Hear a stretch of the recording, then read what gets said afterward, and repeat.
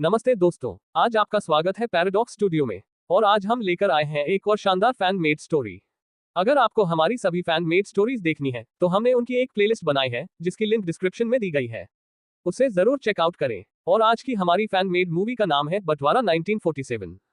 इस फिल्म की स्टारकास्ट में है सनी देओल सिकंदर मिर्जा एक ईमानदार मुस्लिम जमींदार, प्रीति जिंटा जैनब मिर्जा सिकंदर की पत्नी, करण देओल आरिफ मिर्जा सिकंदर का बेटा, शबाना आजमी सरस्वती देवी हिंदू बुजुर्ग महिला, अक्षय खन्ना मेजर फारूक शाह कट्टरपंथी अधिकारी, अर्जुन रामपाल रशीद मलिक दंगों का सरगना, अली फजल यूसुफ सिकंदर का छोटा भाई, नसीरुद्दीन शाह हकीम अब्दुल रहमान बुजुर्ग सूफी और समाज के सम्मानित व्यक्ति।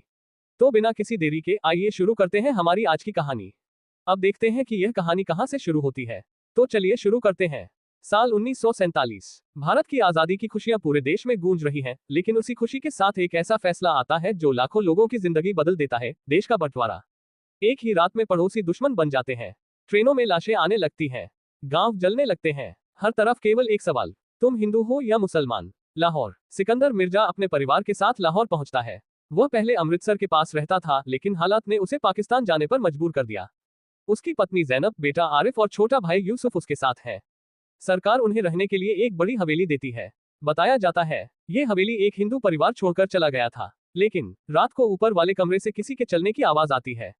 सिकंदर जाकर देखता है, वहां एक बुजुर्ग महिला बैठी है, हाथ में भगवान कृष्ण की मूर्ति, आंखों में आंसू। वह कहती है, मैं कहीं नहीं जाऊंगी, यही मेरा घर है, यही मेरे पति मरे, यही मेरे बच्चों ने जन्म लिया। वह है सरस्वती देवी। सिकंदर उन्हें बाहर निकालने की बजाय कहता है, जब तक मैं जिंदा हूं कोई आपका बाल भी बांका नहीं करेगा। यहीं से कहानी इंसानियत की सबसे बड़ी मिसाल बन जाती है। धीरे धीरे रिश्ता। शुरू में दोनों परिवार एक दूसरे से डरते हैं, फिर सरस्वती देवी आरिफ को संस्कृत के श्लोक सिखाती है, जैनब उन्हें दवा देती है। सरस्वती देवी जैनब को अचार बनाना सिखाती है, आरिफ उन्हें दादी कहने लगता है। धीरे धीरे हवेली फिर से घर बन जाती है। दूसरी तरफ शहर में नया अधिकारी आता है, मेजर फारूक शाह। वह मानता है कि पाकिस्तान में किसी हिंदू को रहने का अधिकार नहीं। उसके साथ है दंगों का खूंखार सरगना रशीद मलिक। रशीद ने दंगों में सैकड़ों लोगों को मारा है। अब उसकी नजर इस हवेली पर है। उसे पता चलता है कि एक हिंदू औरत अभी भी जिंदा है। वह हंसता है, अगर ये खबर फैल गई तो लोग हमें कमजोर समझेंगे। पहला टकराव। रशीद अपने गुंडों के साथ हवेली पहुंचता है, दरवाजा तोड़ने ही वाला होता है, तभी सिकंदर बाहर आता है। वह कहता है, ये घर अब मेरा है और इस घर में जो भी रहेगा वो मेरी जिम्मेदारी है। रशीद हंसता है, एक हिंदू औरत के लिए अपने लोगों से लड़ोगे? सिकंदर जवाब देता है, मैं इंसान हूँ, बस इतना काफी है। दोनों के बीच जबरदस्त लड़ाई होती है। रशीद पीछे हट जाता है, लेकिन धमकी देता है, अगली बार पूरी फौज लेकर आऊंगा। हकीम साहब, शहर के सम्मानित बुजुर्ग हकीम अब्दुल रहमान, सिकंदर से कहते हैं, धर्म इंसान को बचाने के लिए बना है, मारने के लिए नहीं। वे दोनों समुदायों को समझाने की कोशिश करते हैं, लेकिन नफरत बहुत बढ़ चुकी है। यूसुफ चोरी छिपे कई हिंदू परिवारों को सीमा तक पहुंचाता है। वह अपनी जान जोखिम में डालकर बच्चों को बचाता है। एक रात वह एक बच्ची को बचाते हुए गोली खा लेता है। मरने से पहले कहता है, अगर किसी बच्चे की जान बच गई तो समझना मैं जिंदा हूँ। पूरा शहर रो पड़ता है। अब आरिफ बड़ा होने लगता है।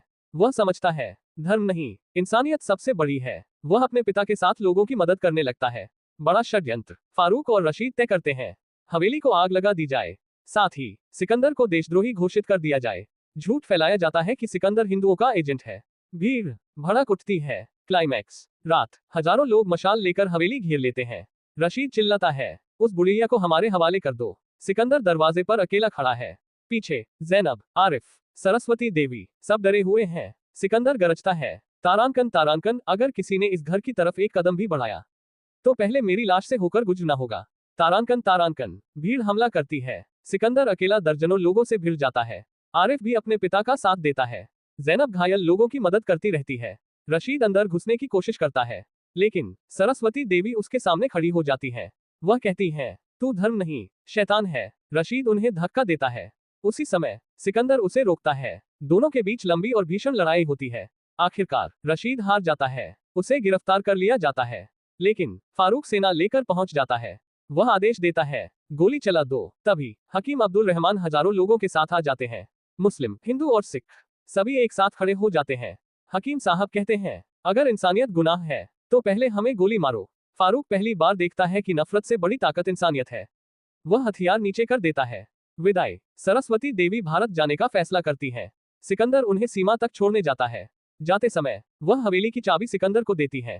कहती है, घर ईंटों से नहीं, दिलों से बनता है। आज से ये घर तुम्हारा है और तुम मेरे बेटे हो। सिकंदर उनकी चरण वंदना करता है। दोनों की आंखों से आंसू बहते हैं। अंतिम दृश्य। कुछ वर्षों बाद आरिफ बड़ा होकर इतिहास का शिक्षक बनता है।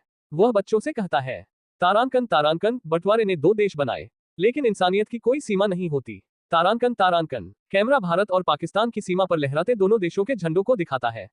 पृष्ठभूमि में आवाज आती है, नफरत ने हमें बांटा था, लेकिन मोहब्बत आज भी हमें जोड़ सकती है। और इसी के साथ हमारी आज की कहानी यहीं पर समाप्त होती है। उम्मीद है कि आपको ये फैन मेड स्टोरी पसंद आई होगी। अगर आपको ये कहानी अच्छी लगी हो तो हमारे चैनल को सब्सक्राइब करना न भूलें और वीडियो को लाइक तथा शेयर भी जरूर करें। साथ ही जाते जाते हमारी फैन मेड स्टोरीज की प्लेलिस्ट को भी जरूर चेकआउट करें, जिसकी लिंक डिस्क्रिप्शन में दी गई है। आपके प्यार और समर्थन के लिए बहुत बहुत धन्यवाद। Thank you for watching paradox studio. मिलते हैं अगली एक और शानदार फैन मेड स्टोरी के साथ। तब तक के लिए नमस्कार।